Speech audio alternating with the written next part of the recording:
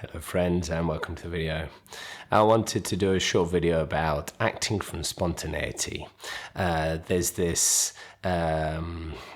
when we don't act from the separate self, so you have an image of yourself and there is the situation, and the situation kind of reflects off the separate self, and the vulnerability and the fragmentation of the separate self is this response is incomplete.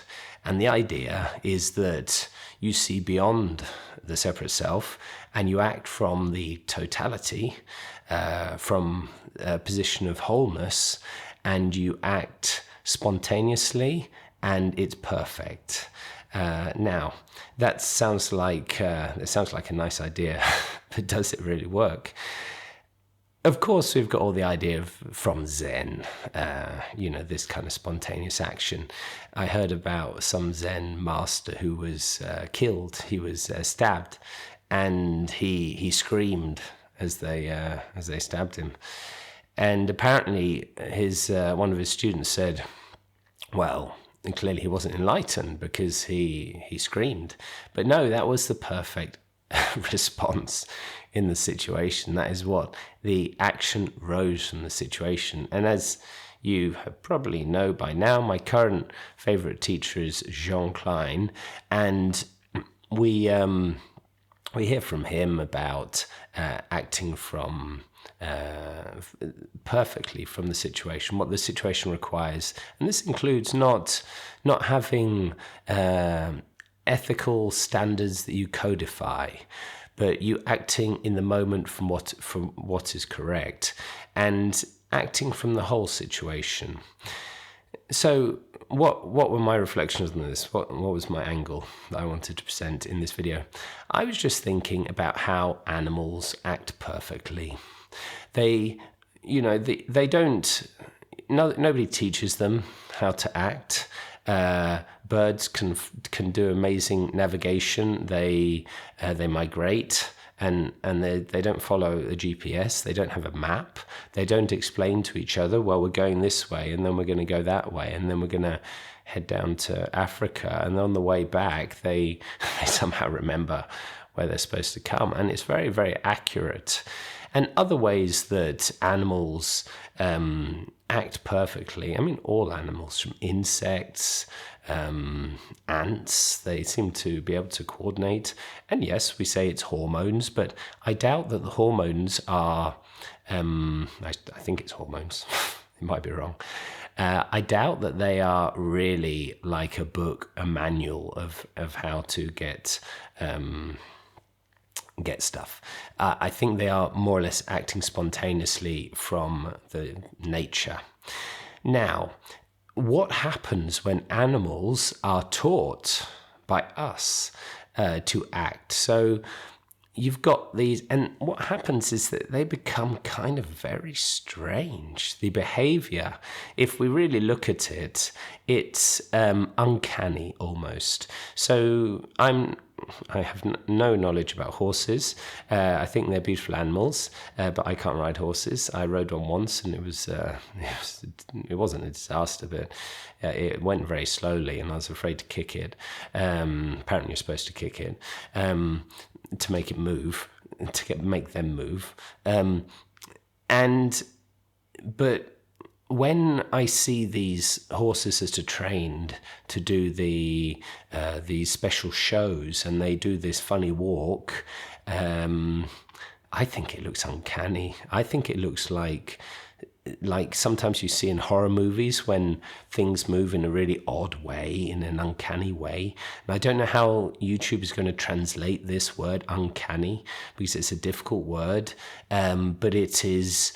I've tried to explain it to students before. It is an unnatural, kind of spooky way of behaving, and when something looks wrong.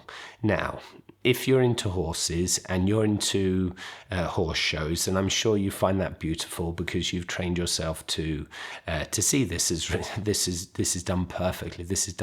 It's so nicely done. So that's just me. But another one is my dog. When I was growing up, I had a Cocker Spaniel from I was about the age of 7 until maybe 20 when it died. And it called Misty, a beautiful dog. It really opened my heart and taught me a lot about love. And we taught it to give its paw to shake hands. Paw. We'd say paw, and it would do this, and you'd shake its paw for a biscuit. And then sometimes when I was eating, we were weak and we didn't train the dog well, so she would beg a lot for food and look up, with sad eyes. And she would do the paw. She would do the paw and, please. And it's uncanny. It's this human behavior that's influencing the animal's natural behavior. And we think that with humans, we think that, of course, you need to teach them how to do stuff, which is true, but it's the same reason in the animals. We are in a society where we behave uncannily. We behave in a strange, odd way. If we could see beyond, if we could see outside, maybe an alien could come and see us, it would see us as behaving in very odd ways. We are animals which, when we're born, we need a long period after, because we have big brains.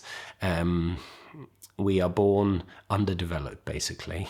And so the first 10 years, I'm not an expert, but you have to teach children, then their brain develops, and until I think 20, the brain is developing. When some animals who don't have such big brains that can come out, their brain is big enough to not break anything.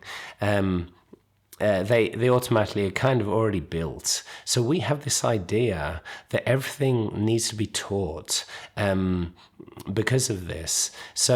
But what we're doing is, so we think we need to be taught and everything needs to be taught. Everything needs to be taught how to act, but there is a way of acting from this spontaneous, this kind of Zen way of acting that is natural, whole, and doesn't have this uncanny, strange quality.